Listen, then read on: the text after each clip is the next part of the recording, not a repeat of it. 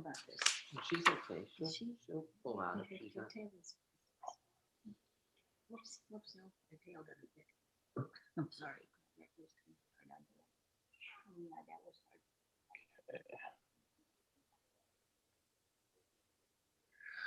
Oh. Okay.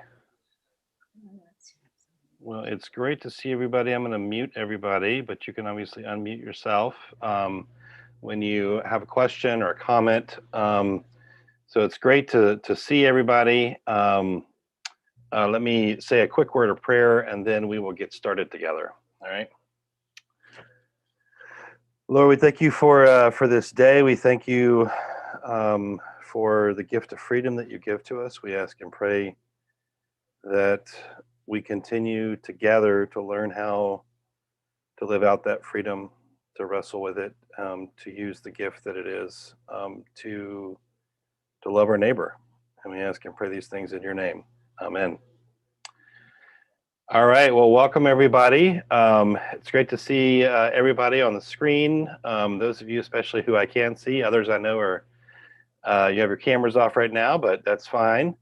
Can I ask a question before you get started on this? Sure. Yeah. Has there been any discussion, or maybe Cheryl could comment on this too, any discussion among the staff or the council about when we might start meeting in some way in person again? Or are we determined to be the last church in the Twin Cities that meets in person? Well, we're not. That's not going to happen. I mean, have you been watching the news? I mean, there's a new variant that's even worse than the recent one. Yeah. So We can be afraid of. Anyway, I'm not a fraidy cat, but Okay. yeah, anyway, has there I been? haven't. Cheryl, I don't know. Has there been any conversation in council? I haven't heard anything lately. Not recently, no. I mean, we did make the building. We reopened the building and made it more available recently. So we have gone from the, I think, complete lockdown that we had during like December after Thanksgiving up into early January. That's passed away. So we've kind of moved back towards where people can use the building and things of that nature. Okay. Anyway, go ahead. I'm sorry to divert that. Yeah. Okay. Well, so yeah. So let me hit the restart quickly. So first of all, welcome to everybody. It's great to see everybody. And this is our class, Rebels, Radicals, and Ranters, the Unexpected History or Story of Congregationalism, where we have been traveling along together, just basically trying to understand the contours of the journey that our tradition has taken, specifically so that we can understand the dynamics that have shaped us. I'm a big believer that if you don't take seriously your own story, not so much to have to replay it, if you don't take it seriously, though, you will wind up replaying it, and oftentimes you won't necessarily know what you're doing. And so that's one of the reasons why I think it's important to know our history, just like it's important for us to know ourselves, right? It's good for us to understand who we are and our own stories so we can understand ourselves and why we do the things that we do, et cetera, and maybe even to change some of those kinds of things. So that's been one of the things we've been doing over this time. We have traveled from the 16th century. We are now on the cusp of entering into the 20th century today. Just before I started, I said that there would be 3 sessions left. So including today, we have 3 sessions. So there'll be 2 more sessions after this. And I'm hoping we'll get up pretty close to today. But I do think as of now, we've kind of got some of the broad contours in place in terms of the dynamics that have shaped our tradition. So let me share my screen, and there'll be some folks, as I've mentioned before, who will probably come in and join us along the way. So if you see me looking slightly distracted, that's probably because I am letting someone in. All right. So, well, first of all, this is from last week. We picked up the story. We were sort of in the post Civil War, Reconstruction era, and then post-Reconstruction. This is actually a picture here of Antoinette Brown, who I mentioned last week, who was the first woman ordained to the gospel ministry by a major Protestant denomination. She was ordained by a congregational church in upstate New York. So one of the conversations that we had, of course, last week was the growing empowerment of women, and I was specifically talking here about especially ordination. That was kind of the most symbolic, I think, of the things that we're discussing in terms of our story. I didn't really go into this, but if you kind of delve down in, you'll find, of course, that arguments around ordination are also bound up with questions about voting rights and things of that nature. So that the same kinds of conversations are kind of sort of going on. We talked about the importance of the missionary movement for this empowerment. That's another key thing. Mission work actually winds up having several significant impacts beyond the boundaries of what we might normally consider to be mission work. And you'll see some of that when I talk a little bit about the birth and growth of the ecumenical movement. Then we turned and shifted, and one of the things I tried to sort of emphasize is that this period that we're sort of in, 1870 to 1920, is a period of rapid and profound transformation. Right, and so the role of women in its transformation and change is a part of that. But we went through and I kind of highlighted all of the things that we would normally take for granted today that are literally being invented back in that period from 1870 to 1920, as well as the transformation in terms of demographics and also population. Right, this is a time of massive growth in the country. And so that was sort of our big frame to work through and talk about ordination of women, but then also these other two elements that are on our list here. So we have changes and transformations going on in the sciences, Darwin, and what eventually comes to be called Darwinism, which I think a number of scholars would say is distinct from Darwin. But nevertheless, arguments around evolution, evolutionary science, and human origins in particular is something that's very much on the table in the late 19th century. And there's a whole range of responses in the Christian world, and there's in some ways a range of responses in the congregational world.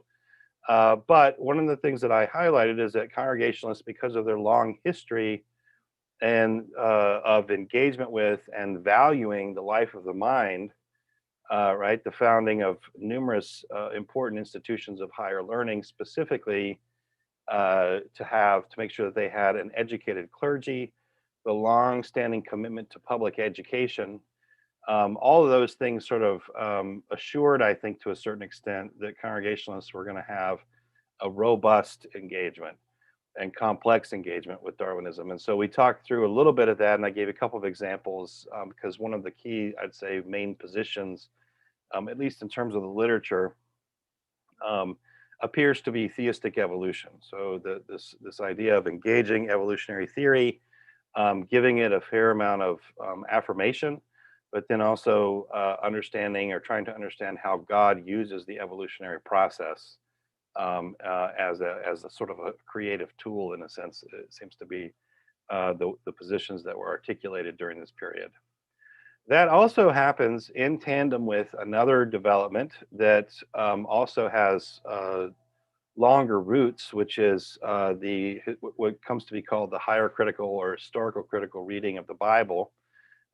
This goes back, in some ways, it goes back to the Renaissance period, where we have the sort of first key developments, at least within a European context, of careful reading of texts. So we could maybe even talk about philological studies that are happening. And these things evolve and particularly take an even more sophisticated turn in the 17th century and continue to develop. And eventually you have a series of what we might call textual or reading strategies that are applied, can be applied to any text, but are especially applied to the Bible. and they give us a glimpse into the history of the text of the Bible. They can also be very useful for discovering the deeper meaning, right? So you're no longer just reading off the surface of the text, you're starting to understand the context, the grammatical construction. You can engage in, what are the sources behind some of this? You can have some kind of questions around those things. So at the same time, of course, that's an unsettling development for folks who are used to only reading off the surface, right? So it's not without controversy. In fact, it's quite controversial, and also controversial in congregational circles. Now, I didn't go into any major examples of that. I did talk a little bit about Charles Briggs, who is not a Congregationalist, but who is actually put on trial by the Presbyterian Church. He's a professor at Union Theological Seminary, and for his advocacy of the use of historical critical methods, and his denial of sort of what at the time was a kind of mechanical traditional view of inerrancy, or kind of biblical inspiration at that time. He rejects that, and offers an alternative construction of that, and gets into trouble with the Presbyterian Church, gets put on trial. And actually it leads to Union Theological Seminary and most of its major backers withdrawing from the Presbyterian Church.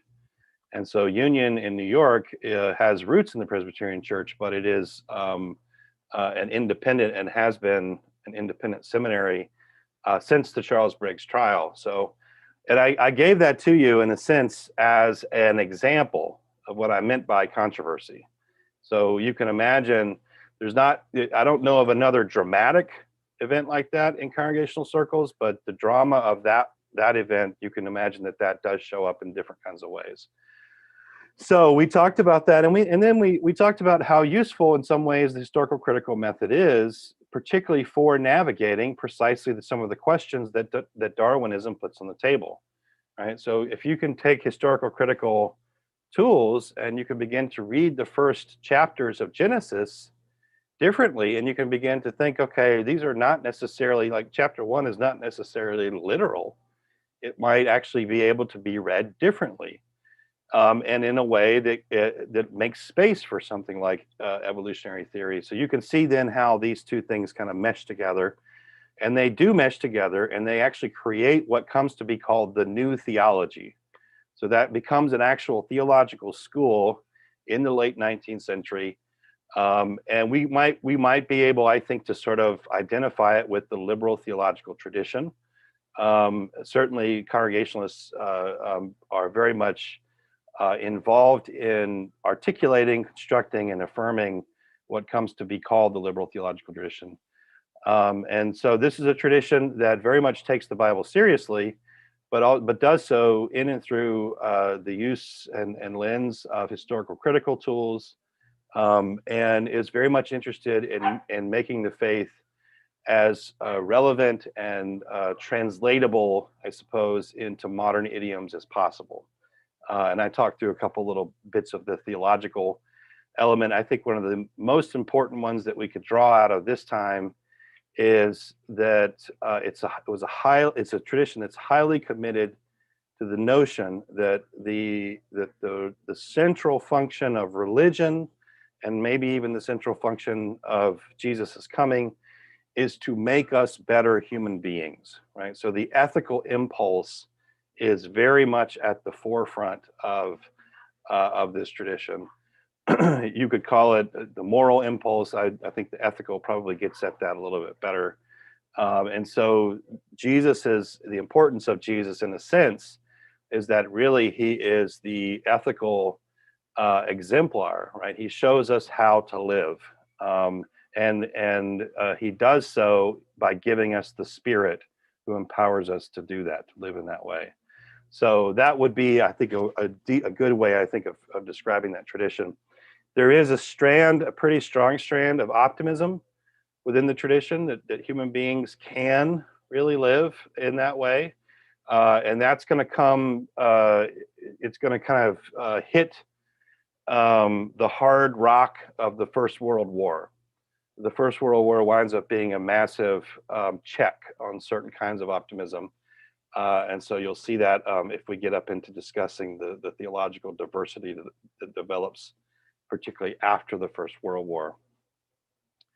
Okay, so the next thing then I want to talk about really kind of is in some ways rounds out, let's see, I'm sorry. I don't know if it rounds out, maybe I should take that back, but it also occurs in the context of the late 19th century, but as you can see, it sort of begins to overlap and move us towards the 20th, and that is the evolution and appearance of the social gospel. And so the social gospel, and I should say very much that Congregationalists are also central characters. And it's kind of interesting because my tradition, which is the sort of Northern Baptist tradition, that eventually comes to be called American Baptists,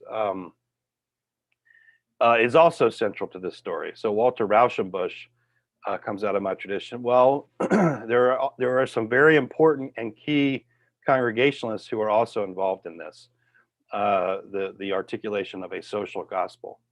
So what is it that the social gospel is trying? What is it that it's trying to do? What is the question or problem that it's trying to answer? And that is what we're going to talk about first, which is the social question.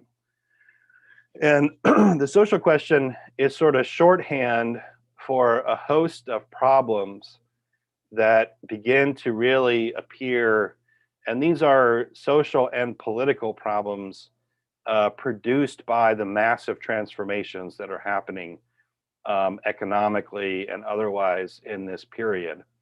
So just to sort of get at some of the data here, I'm gonna move a couple people here around my screen.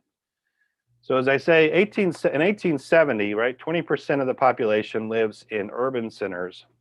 By 1900, that has doubled. So in a mere 30 years, the population of cities has doubled. I mean, think about what that would do in terms of services, right, in terms of density and the kinds of potential problems that it might create. Also, you have here, the US population has tripled during this period from 1870 up to about 1920, with 26 million immigrants coming into the country. And typically the immigration patterns in this period are pushing further and further east. And so you have many more immigrants coming in from Eastern Europe. And there's a few more folks coming in perhaps from the Asian Pacific Rim. But then the US passes the highly racist immigration policy of the Chinese Exclusion Act to stop some of that.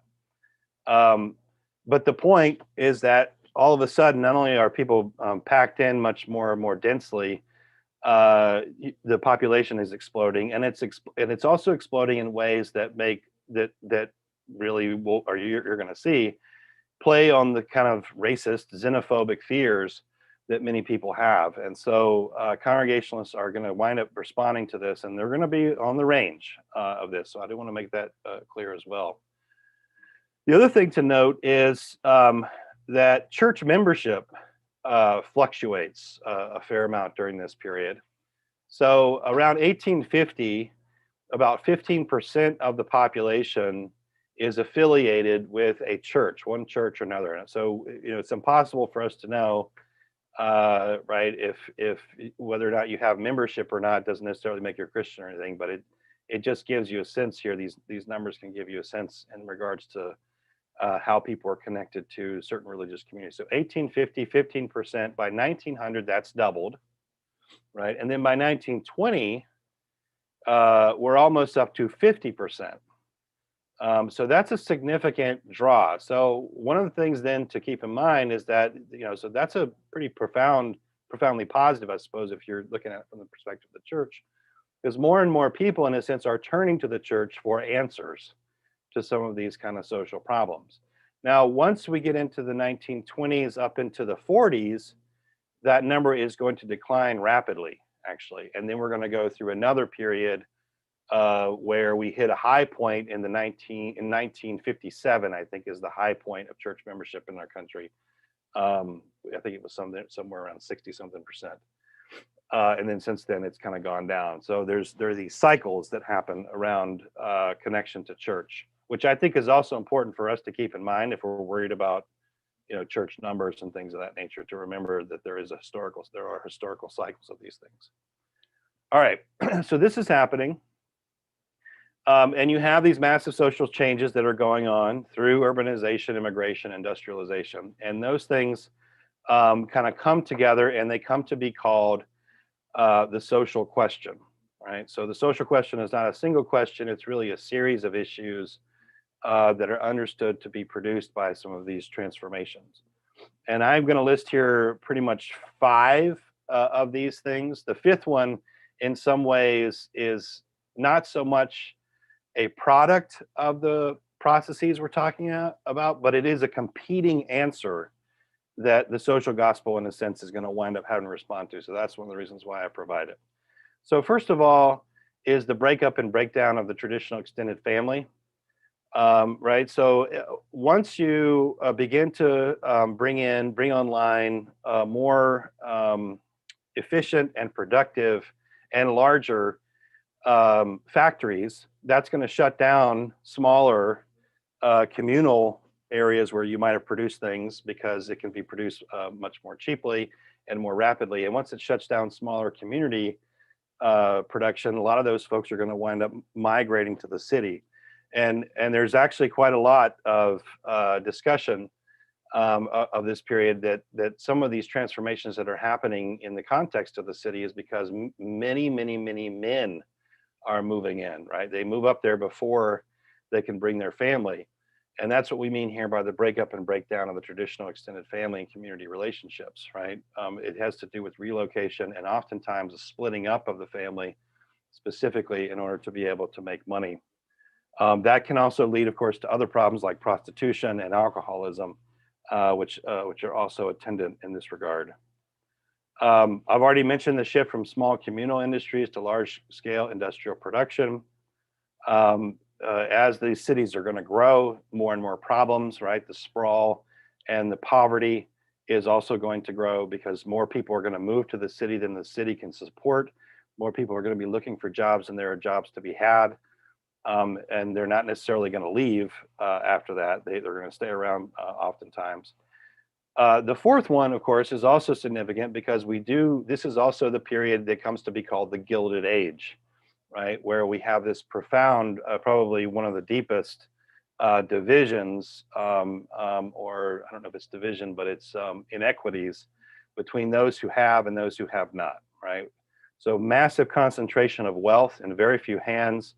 And that kind of trickles in, we might say, between this growing divide between workers and employers, right? So this is the time of labor strikes, formation of unions, et cetera, in order to bring some level of parity back into the relationship. So again, they all kind of go together, in the social gospel in some ways is trying to answer all of these questions. The last one then is the one that I said was sort of a competitor to a certain extent that the social gospel also has to push back on, and that is the development of what comes to be called social Darwinism. So social Darwinism was not advocated by Darwin, but it is taken over. I'm trying to remember the guy's first name. His last name is Spencer. He was the primary articulator of social Darwinism, and the basic idea is to use the category survival of the fittest as a proper lens for interpreting social relationships. So the people who have because they are best fitted to be successful in the situation, that the context in which they find themselves, right? And therefore the people who have not because they are not able, right? They are not well fitted for this. And it's just natural. It's too bad, right? But it's just natural. And one of the offshoots of this, of course, means that if survival of the fittest is the way the evolutionary process works, in a sort of biological sense, well, we need to let that also be the way that the social body develops. So we ought not, therefore, to help those who have not, because to help them is not to let the natural order of things to take their course, right? The reason that people are on their outs, the reason that people are poor is because essentially they deserve to be poor. And if they are poor, then they probably deserve to die out. That would be the kind of logic, essentially. So this is obviously a profoundly anti-Christian logic, and that's one of the reasons why the social gospel has to respond to it. So there are a couple of different responses to this that can be noted in the literature that Congregationalists offer. One of them, the one that I'm going to primarily spend my time talking about, is the social gospel. But I think another one is, which has been with us, unfortunately, for a while, is what we might call the Anglo-Saxon Protestant nationalism. And this is something like Christian nationalism, and particularly white Christian nationalism. But at this point in time, the Anglo-Saxon category was probably the more prominent one before, and this is kind of, in terms of the evolution of the use of certain racial categories, white had not really sort of taken the place that it's going to take eventually, and that we still deal with today, but rather Anglo-Saxon. So what's the issue here, right? And I'm saying here that this is in some ways a religious form of white supremacy. And as I mentioned here, there are different forms of this during this period that assert themselves. In the South, we could say the Jim Crow laws, which are being codified and enforced during this period, is going on. In the North, though, and this is really where the story that we're telling, it really comes up in the form of an argument around manifest destiny and sort of the white man's burden, right? Which is not necessarily a category that's being used, but it sort of has a family resemblance. That's something that's being articulated in the British context. But manifest destiny is this argument, right, that that first of all, America is supposed to spread across the continent, but in particular that it is the Anglo-Saxon contingent of the population that bears responsibility for Christianizing and civilizing the continent. And so you have this articulation, right, then of Anglo-Saxon Protestant nationalism, which is kind of rides on manifest destiny, deeply anti-Catholic, right? So the Catholic Church is viewed with great suspicion. Also deeply anti-Mormon. Mormonism has kind of come into being, I think comes into being like 1830s, 1840s, but there's a definite anti-Mormon strain, and then also anti-immigrant, right? So all of these elements are attacked as undermining what supposedly we're supposed to accomplish, right? The kind of, and that what we're supposed to accomplish has an intensely Protestant feel to it. This idea does have a significant impact on Congregationalists in the North and in the Midwest. You find this being articulated in sermons, you find this being articulated in publications, and so this is an element that is there in the tradition, and that maybe even kind of lingers around for a while. And one of the most important figures for articulating this vision, and I'm not just talking about for Congregationalists, I'm talking about more broadly in the US, is Josiah Strong, who is himself a Congregationalist, a minister. He is probably the most important advocate of this position, Protestant nationalism, which is a form, again, of manifest destiny.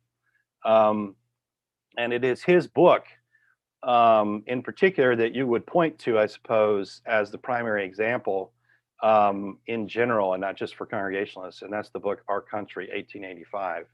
So in Our Country, Strong argues that it is the duty and responsibility of Anglo-Saxon, I'm sorry, I misspelled Saxon there, Anglo-Saxon Protestants to Christianize and civilize the continent, and in a sense to sort of be the caretaker of the other lower, lesser races, and that is the language that is used here. So this is one of the responses that develops during this period. Now, As I mentioned, the very first bullet point there, it's important to note that some people can hold both of these positions. And one of those people is actually Josiah Strong. He holds both this position because he's one of the primary articulators, but he also was one of the key people to articulate or to advocate, at least, for the social gospel. The social gospel for him, in a sense, was a tool, again, to Christianize the social order. And nevertheless, it was, in some ways, his articulation, I would say, was unfortunately profoundly racist. That is not to say that everyone who was an advocate of the social gospel falls in that camp, as you'll see. I'll talk briefly here about Washington Gladden, who I don't think can be categorized in quite the same way. Let me stop though and see if you have any questions before I move on to give you an outline of the social gospel.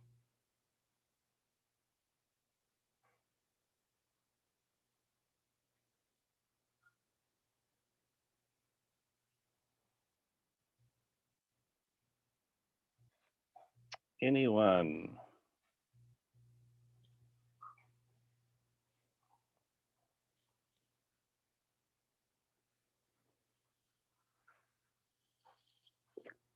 Okay, all right. I'm never sure if it's quiet, if I've just said too much, or what I've said is just too much. So, all right. So let's keep moving. If you want to make sure everybody can you all hear me? Okay, that's good. All right. Well, at least I know you can hear me. All right. So the social gospel, the Protestant nationalism is there and is deeply problematic. But there's also another school of thought that clearly has overlap, as I just mentioned, but is also distinct, and that is the social gospel approach or vision. Now, number one, to note that in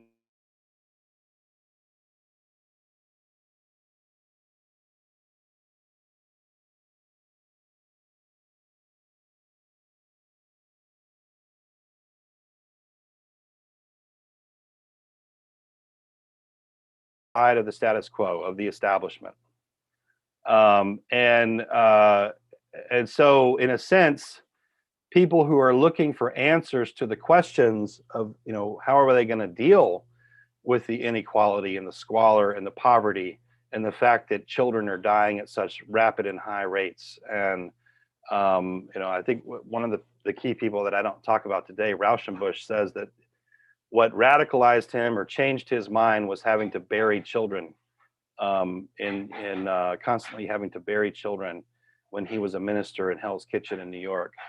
So if you don't have an answer to this, that's going to be clearly a problem. And it tends to be, at least up until about the 1880s, 1890s, that they don't have much of an answer.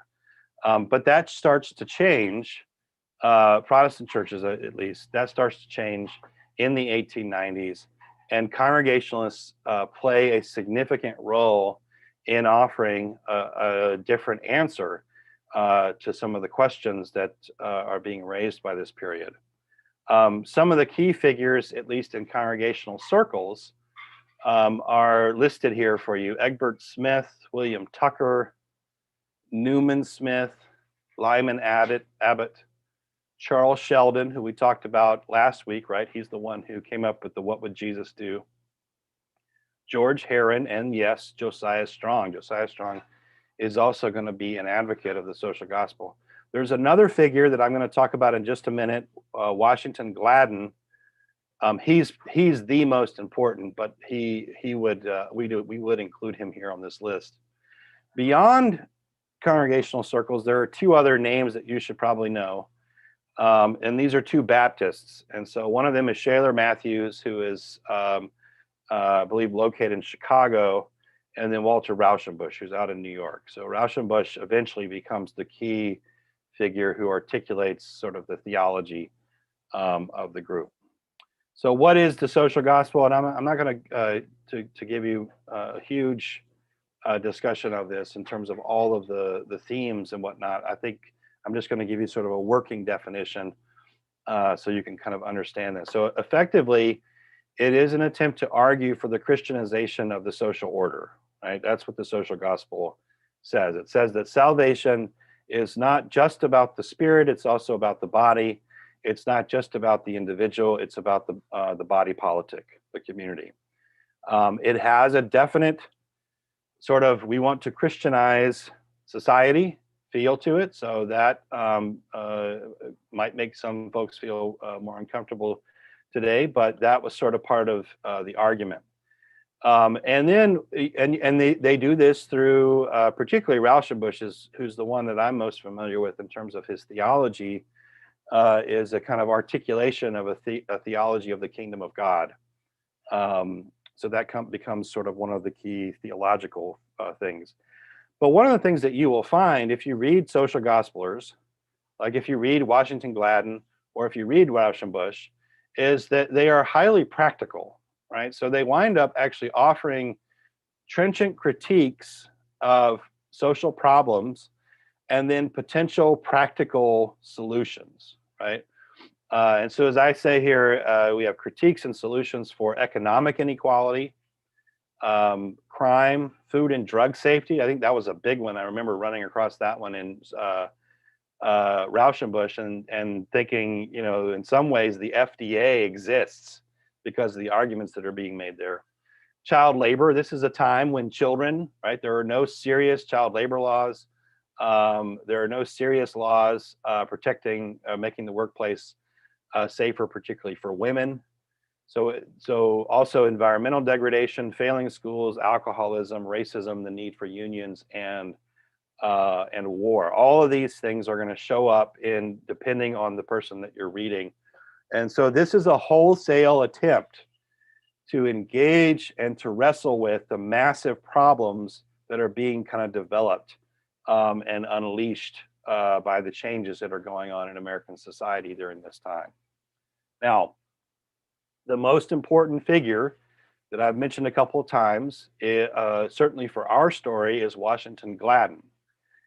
He is the primary kind of figure for Congregationalists.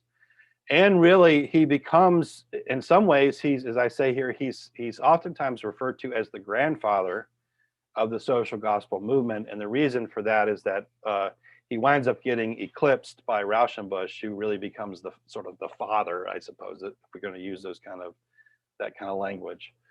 So, but he is sort of the early advocate, right?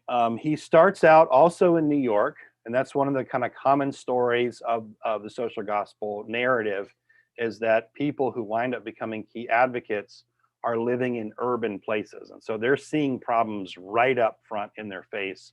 And as they do so, they get moved into action.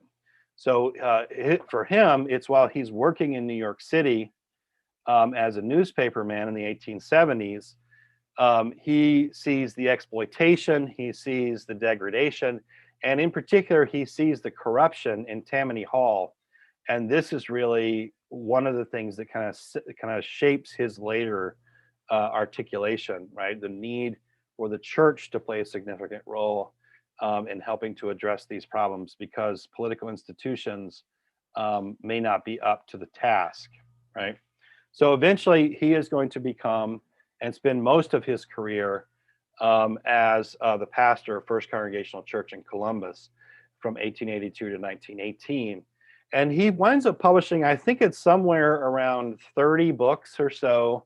These books are typically a reworking of his sermons. So if you were a person attending the church, you're going to pretty much hear him preaching on the things that you might read. The most important of these books, the ones at least for the story of the social gospel, is his book Applied Christianity, which is published in 1886. In some ways, this becomes sort of the first kind of like, it's either the first work for the social gospel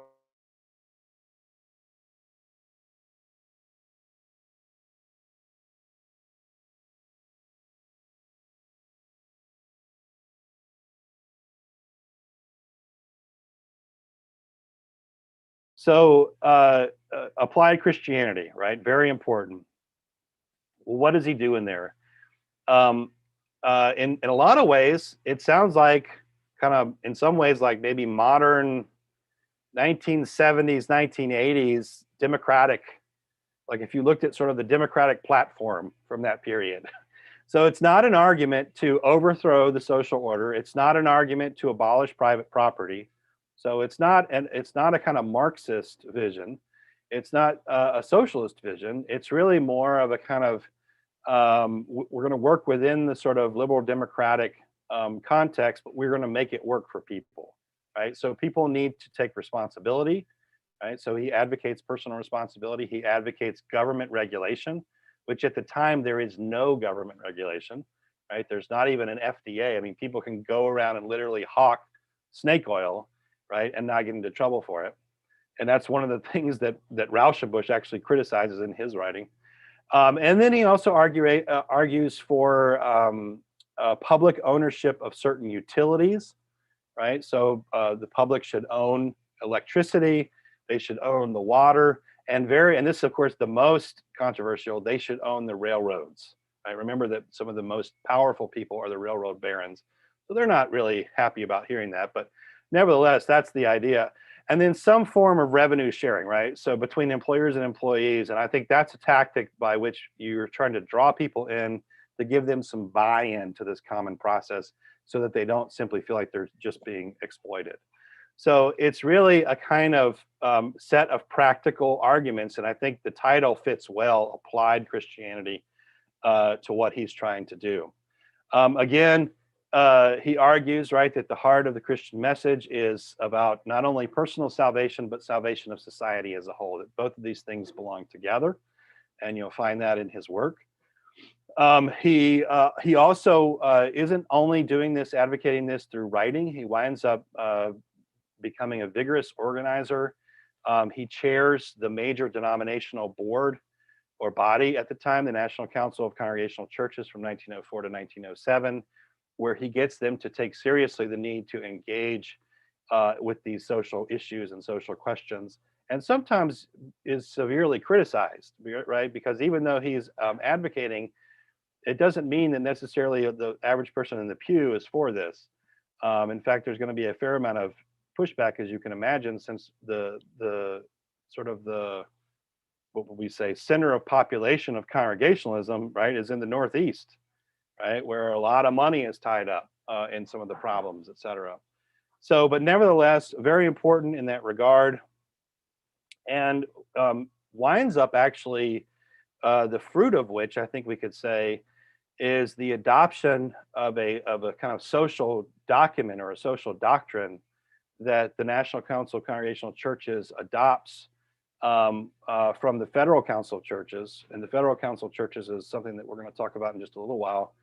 And there's a significant amount of evidence that shows that he was involved in helping to articulate that social stance. So he does have, for even though he in some ways is kind of a lone voice maybe, or, you know, we could definitely say that the social gospelers were not as many as perhaps some other movements, like if we were going to go look at like the Second Great Awakening or something. Nevertheless, they do have an outsized impact in terms of their influence. All right. And of course, again, as I already mentioned, this perspective is not adopted by all within congregational circles, right? As I say here, this becomes an issue for some more conservative congregationalists. All right, so let me stop there because that's kind of the first major bit that I want to talk about today before we turn and start talking about the formation of the actual denomination and just see what kind of comments or questions you might have.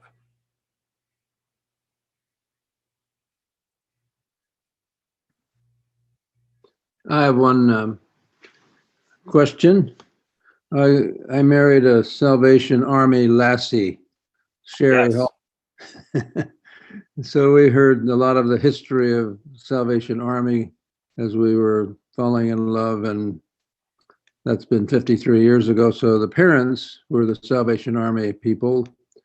And can you tell us how that philosophy of ministry was accepted in the United States? That they have a balance of personal faith and social concern? Yeah, that's a great question. I mean, basically, the Salvation Army comes out of the holiness movement, right? Or has roots within sort of that Methodist Mhm. nexus. Um, and I don't know tons and tons of detail on this, so there may be some things where you guys can point out some pieces. But that I would say it's the confluence of that Methodist holiness and impulse, right, of personal holiness, which for Wesley, and then for Wesley's followers, particularly in the 19th century, personal holiness must give birth to something like social holiness, right? Mhm. So the idea is the social realities can also experience some measure of redemption.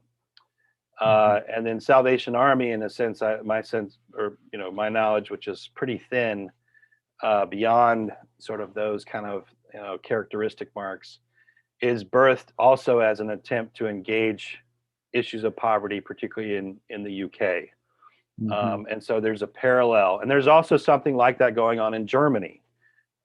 So the story that I'm telling here is not confined to the US. It's very much a kind of broader Atlantic story. And I know the German conversation really well. That's kind of one of the areas where I do my research. But that's about as much as I could say. But these are sort of cousins in a sense, I would suggest.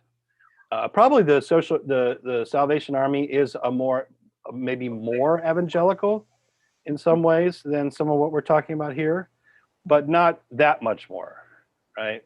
So I think that's important to keep in mind, because all these movements do have a very solid core and sensibility around the need to be encountered by Christ, right? This is not just a social program or whatever.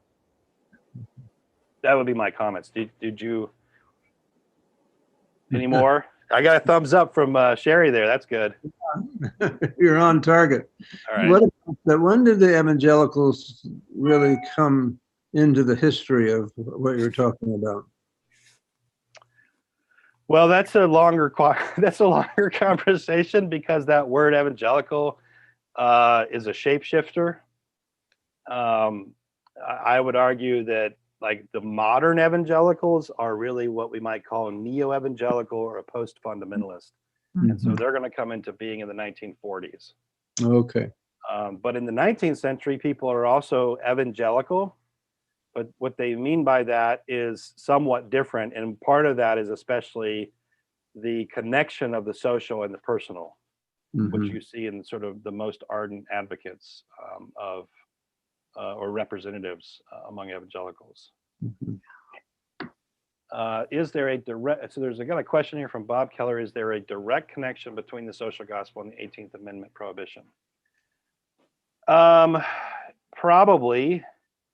I can definitely give you a, again, I don't know all of the detail here, but definitely the temperance movement was understood to be a social engagement because the issue was domestic abuse and domestic violence, right? That was the issue that stood behind needing to or wanting to wipe out alcohol.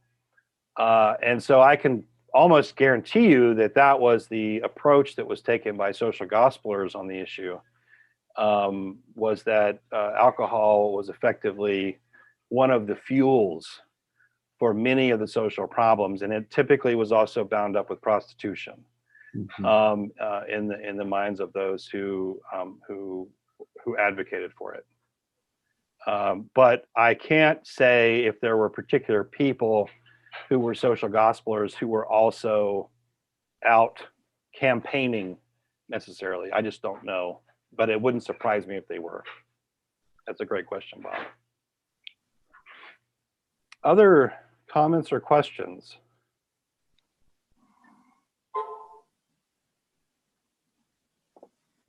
Christian, Yeah.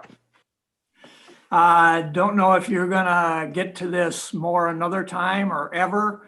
One of the things that I struggle with is I'm gonna take off from the reference to personal responsibility in the context of the applied Christianity, and just kind of the balance between for want of a better description, a focus on Old Testament personal responsibility. You reap what you sow, don't sin, behave properly, and you get good outcomes.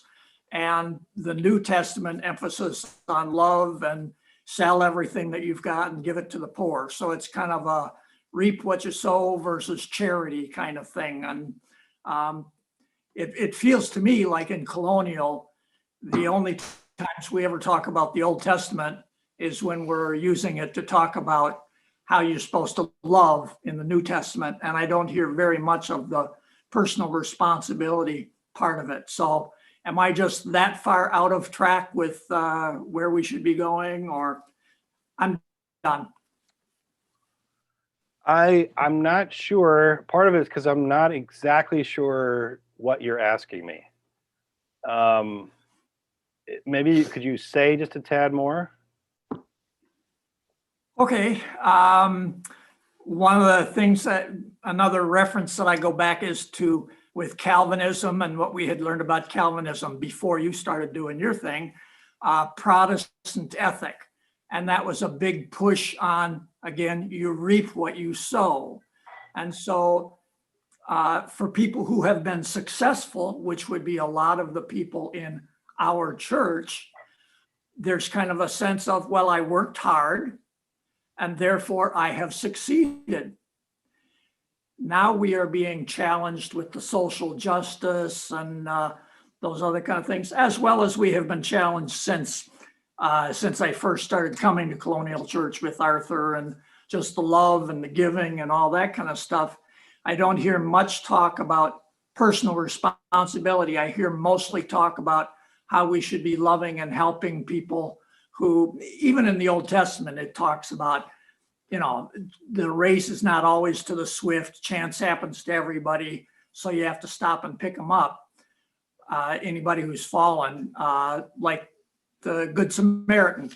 The Jew shouldn't have been walking down that dangerous path if he didn't want to get mugged. So, okay. Is that giving you enough, or should I keep going a little more? No, I think that's enough. I think what I would say is that, I mean, from my perspective, and I don't know how to address whether you have heard it or not. From my perspective, I would argue that your personal responsibility is bound up precisely with the command to love one another. And I'm not sure that it's appropriate in some ways to, from the pulpit, like tell people that you'll be successful if you, or the reason that you are successful is because you work super hard, and versus, that you haven't also had certain advantages given to you and things like that. I think part of the task is, to be as truthful as possible, and then to advocate to people who have been successful to share what they have, and that's also part of that responsibility piece. I mean, so I don't know exactly how to answer what I think you're clawing at, but I that would be my first go at it. But I think this sounds like it's a larger conversation, and that probably I should move us forward beyond that. Yeah. So I'm going to stay away. Like Deb raised, is this not the health and wealth gospel? I'm going to stay away from that if that's what we're talking about, and argue that effectively I would view that as heretical to a certain extent. But other people can advocate what they want. But I think maybe we should have a longer conversation just so I can get at what I think you're trying to talk about. All right, so let me move us then into, I know we're kind of getting close to our time, but I do want to at least start the next bit of material here.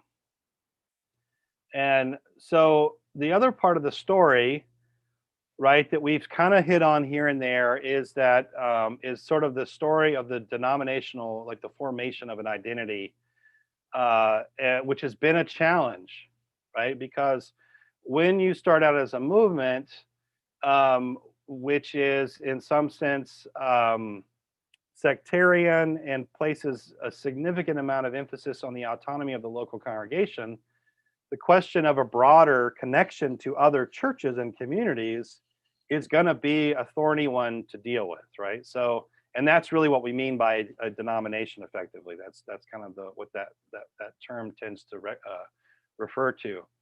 So we already mentioned before we took our little break during Advent that there was in place or had been attempts to begin to kind of sow these broader connections between local churches that move beyond the state level, right? So prior to that, most of the sort of what we would consider denominations for Congregationalists tended to be associations or consociations that were rooted in the states, right? So Connecticut, New York, et cetera. So is there a way to kind of see this more broadly? And that's really what I mean by kind of a congregation.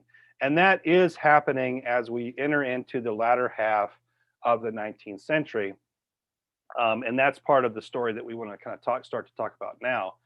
But, and this is what's, I think, really fascinating, is that it is right as that is happening, right as sort of Congregationalists are beginning to develop a denominational identity, they are also developing an intense commitment to ecumenism, right? And so ecumenism can be defined in many different ways, but it tends to refer either to interchurch cooperation, affirmation, or sometimes even union, right? And you can have different forms of union. And one of the things that we're going to see is that there is actually a commitment to some of the most radical forms of union within the congregational story, what we might call organic union. So, that's why I have here at the top a deepening denominational identity and a growing ecumenical spirit, because these two things are occurring both at the same time. And I think that's one of the really interesting and unique things about this tradition that I've seen so far. And this obviously brings in one of those last dynamics that we had talked about a couple of weeks ago. So I talk here about, if you keep in mind, particularly the ecumenical spirit part, I do think one of the most unique things in the story we've told is precisely this interchurch communal aspect, right? Because our story started, in a sense, as a protest against another form of church, right? And there's a really strong strand of separatism within the congregational history, right? It's not the only strand, because clearly there were also non-separatists that we told the story of, but there's also this deep separatist element. So if you keep that in mind, I think the development of this ecumenical spirit is really unique and interesting as a kind of a wrinkle in the story. As I say here, a couple of factors to consider how this develops. One is that even though we do have that sectarian and exclusivist that's written into the story, we also have all along the way, in fact, from the very beginning, an openness to the possibility that God is continuing to speak, and that God might actually speak to us from other places, right? So that openness to God's ongoing work, you can remember the John Robinson quote that you've heard, right? We're waiting for more light to break forth. Obviously, that's important. But there's also the fact of those, 5 congregational ministers who participated in the Westminster Assembly that produces the Westminster Confession. And they argue, hey, let's not tie ourselves down to the decisions we're making today, because God may want us to change, right? So this openness to change. And then the Savoy Declaration in 1658, which is also produced somewhere around that time, one of the most unique things about it is an argument that they are not primarily, Congregationalists are not primarily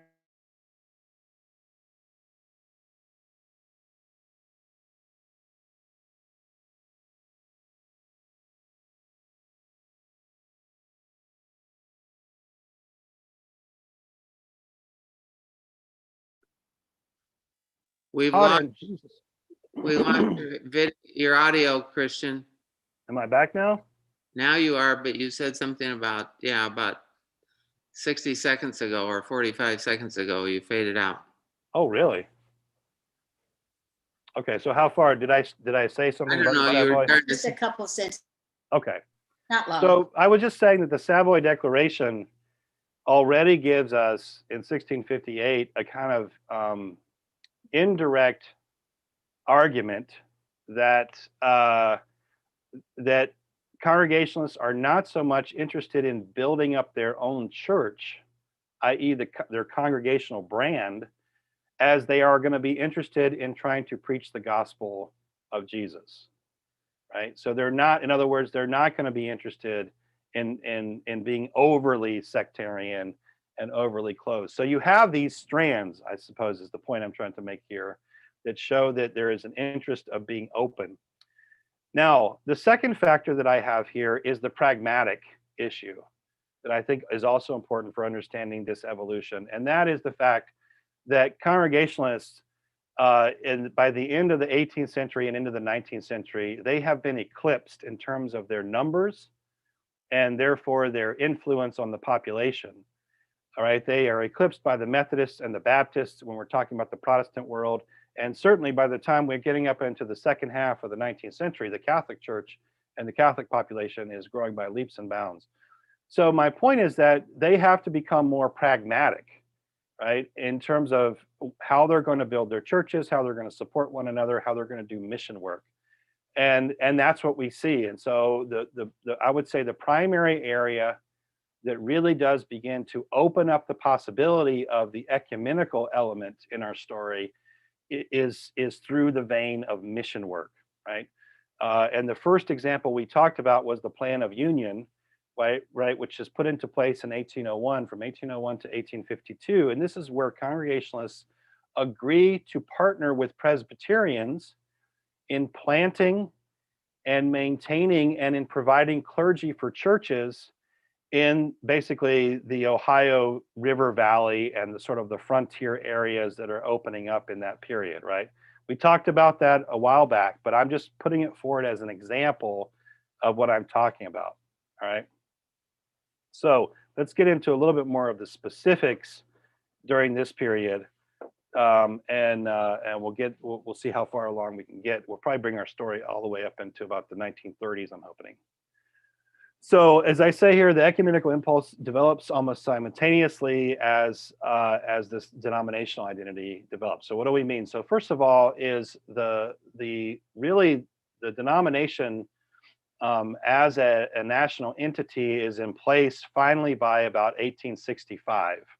So there's an earlier iteration of this in the 1850s, but by 1865, we have the founding of the National Council of Congregational Churches. This entity exists all the way up to 1931. One of the things that plays in with the dynamics we've talked about before in terms of congregationalism is that this National Council exists primarily to provide advice and support to local churches. It does not have judicial authority, right? So it cannot infringe on the rights of local congregations.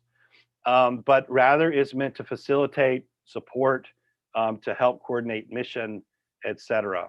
It can also help to draw churches together so that they can ordain new clergy, and if there's an issue of a church needing to remove a minister, they can get support potentially from other local congregations.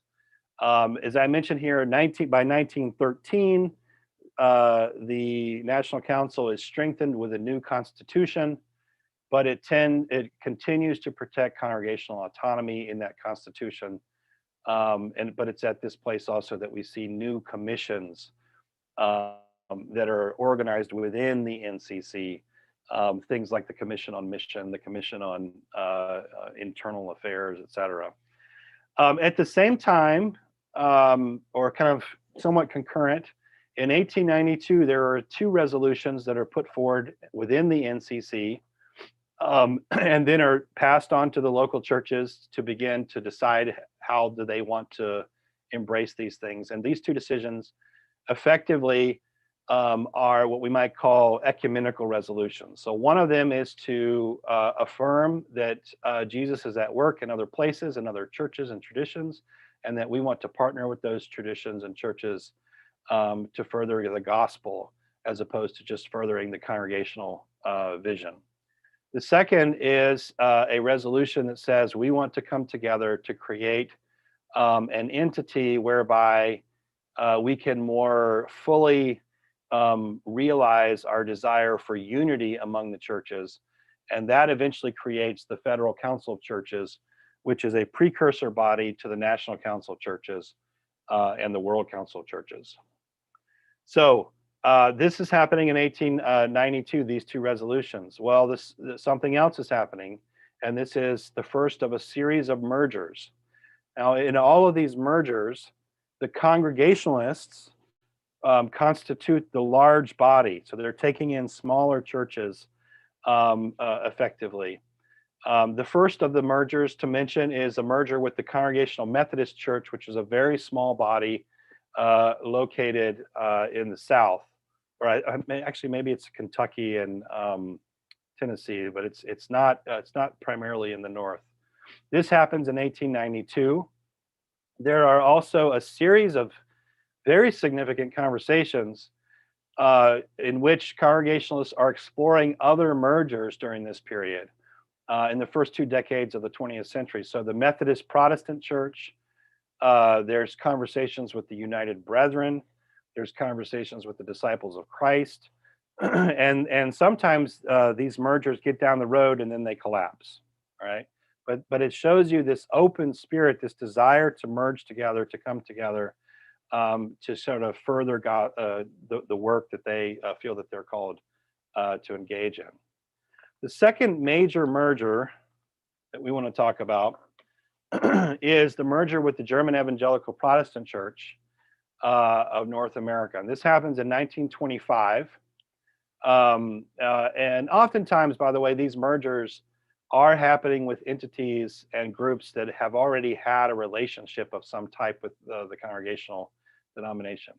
So these churches are primarily located in Pennsylvania and Ohio. They are the result of German immigration from the late 19th century. Particularly, my understanding is that they actually came out of Russia. So they're experiencing a certain kind of pressure and persecution in Western Russia, and they wind up immigrating to the United States and settling. The German Evangelical, so it's a somewhat of a branch or offshoot of Lutheran and Reformed in terms of its roots. And so they will wind up merging. They're small again. They merge into the National Council of Congregational Churches. And then the next big merger that happens before the creation of the United Church of Christ is the merger between the National Council of Congregational Churches and the General Convention of the Christian Church. So the Christian churches, this is a movement, as I mentioned here on the screen, as you can see, with backgrounds in the Methodist, Baptist, and Presbyterian circles. They have some connections to the Disciples of Christ and a couple of other places. They are as it says, non-creedal, non-hierarchical, so they share that element with Congregationalism. The difference, I think the primary difference when it came to these churches versus the Congregational churches is they tended to be more rural in terms of their location. So rural as opposed to urban or suburban. And then of course they have a significant presence in the South, which there are not very many Congregational churches at the time in the South. So as I mentioned here, the primary differences are cultural. This actually transforms the National Council of Congregational Churches into a new entity. So they adopt a new name, the Congregational Christian Churches, and that comes into being in 1931. I do mention here the still marked by segregation, and I'm referring there to racial segregation, that there is a separate convention within the Congregational Christian Churches where most of the Black churches associate with one another. And that is not overcome until about 1950. All right, so let me stop there. I think we're going to stop the story there. And so, but part of what we're trying to tell, right, is this sense of identity and that's growing, that is embodied in a sense in the formation of national bodies, and that includes a desire for unity with other churches. Am I still? Can you guys hear me?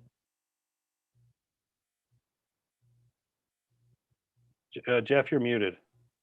Yes, you're okay. Okay, I'm sorry, because the every now and then the screens kind of freeze up, so I apologize. I just want to make sure that I'm.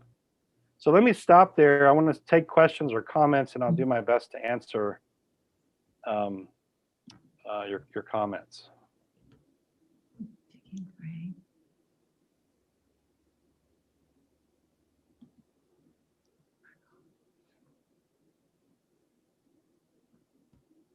Yeah, Steve. You want to go ahead. Sure. When we talk about mergers of these various congregational bodies, given the independent local nature of congregational churches, did the mergers of these national organizations really make a difference to your average congregationalist or your average congregational pastor? That's a good question. I thought you were going to ask, like, how difficult was the mergers?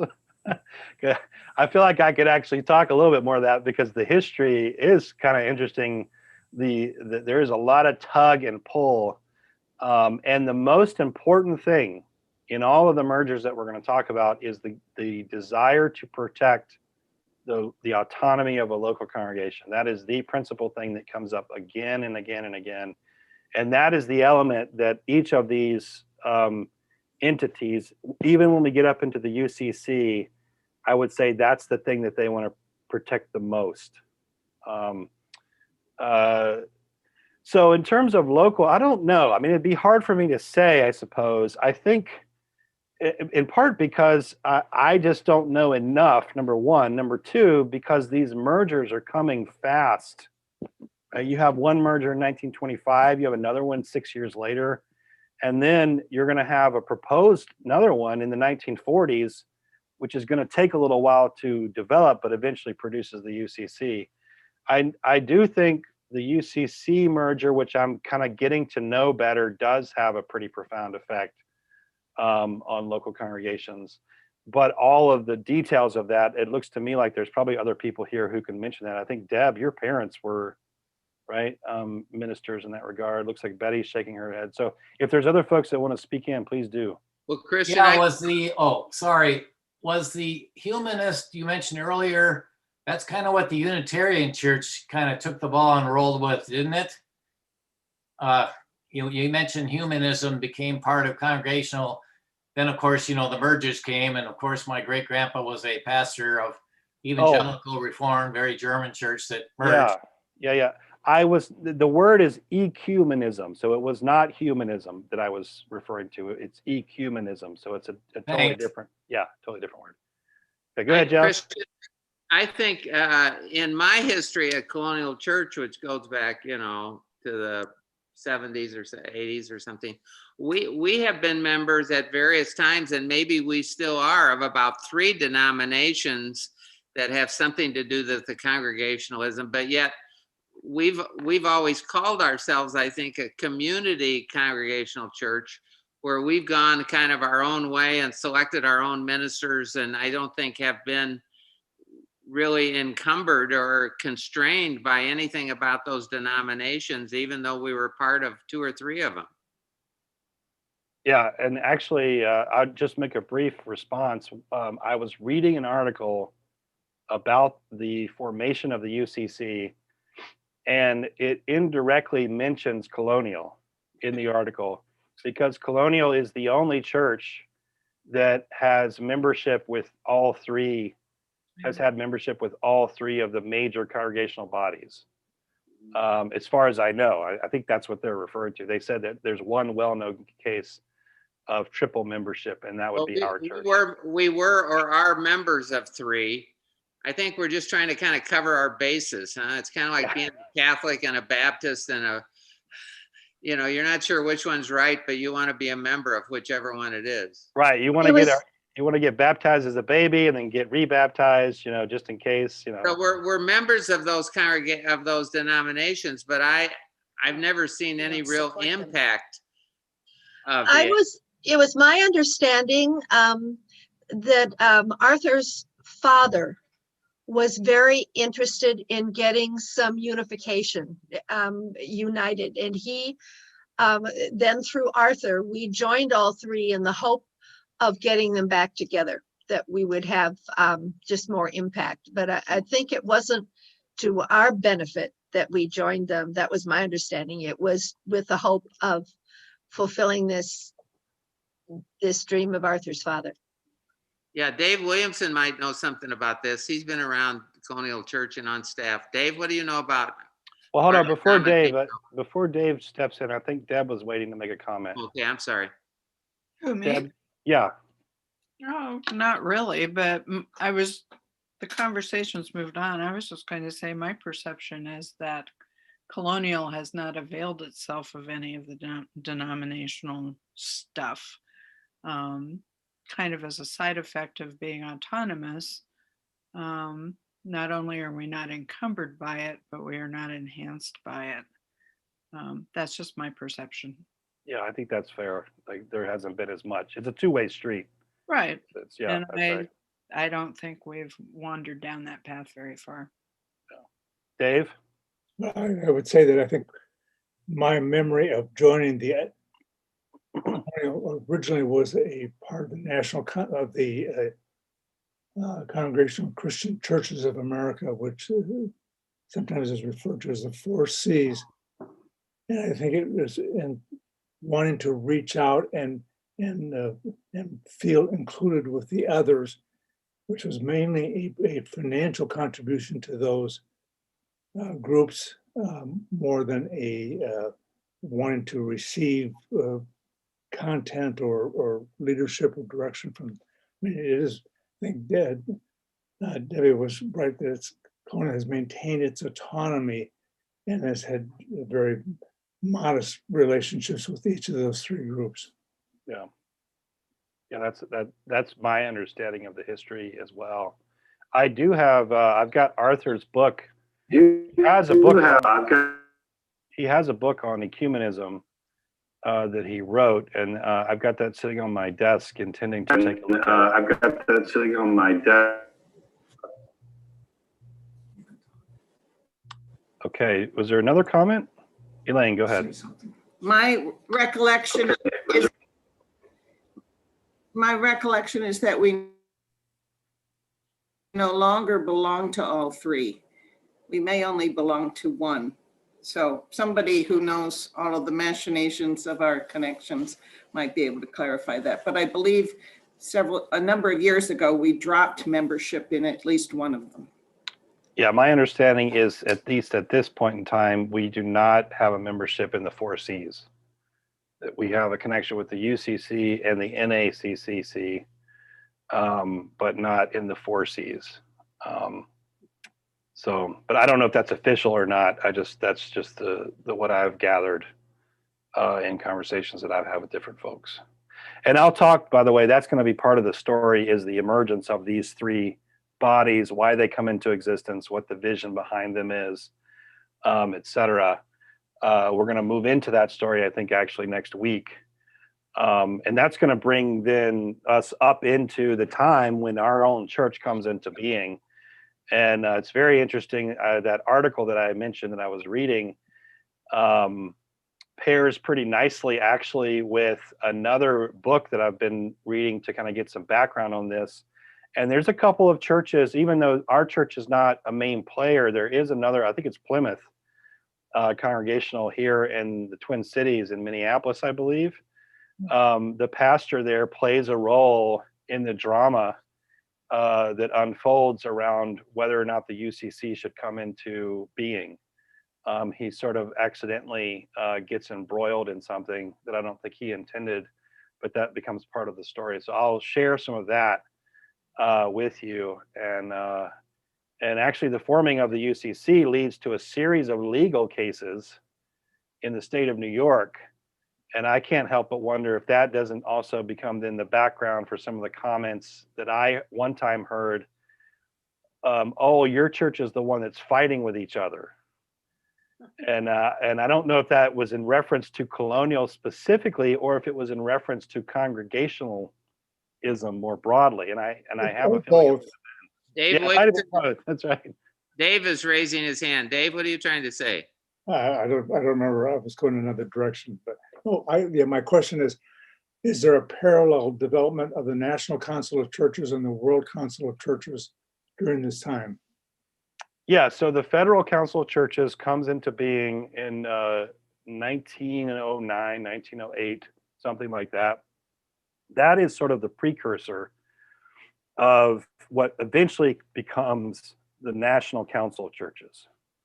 And so that comes into being, and then it kind of breaks down, I think, in part because of the First World War and the Depression. There's a series of conversations that happened in the 30s, but we can't move forward. And so the World Council of Churches doesn't really come into being until like 1948. And That was a big moment in the World Council of Churches, but I think it had actually formed earlier than that. That's right. That's right. You're right. So that sort of its formal appearing happens at that time. And even prior to that, of course, is the 1910 Edinburgh Conference, which could be kind of, is really important.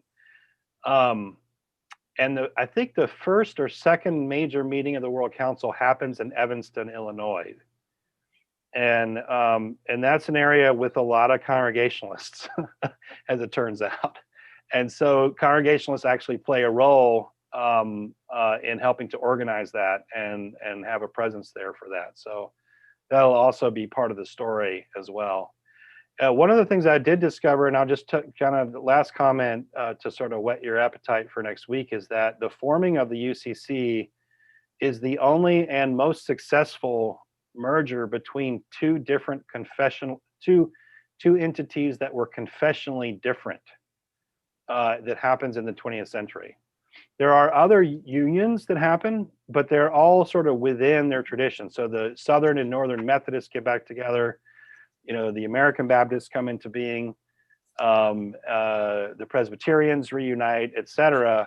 But the UCC is a merger between the Congregationalists on the one hand and a totally different tradition known as the Evangelical and Reformed. And I'll talk a little bit about that, as I said, next week. So it's actually quite remarkable as a kind of ecumenical moment for the 20th century. Okay, well, let me say a quick prayer, and we'll conclude together. Lord, we thank you for the time that we have to get a chance to delve into some of our history, to try to understand where we've come from, and to help us hopefully to understand what does it mean for us to be a church? What might it mean for us if we wanted to engage other partners in this network of connections? And we pray for your discernment and your wisdom as we use our freedom responsibly in a way that enhances the lives of others and that promotes your gospel, your mercy, and your justice in this world. Please, Lord, be with us now as we go forth in Jesus' name. Amen. All right. Thank you, everybody.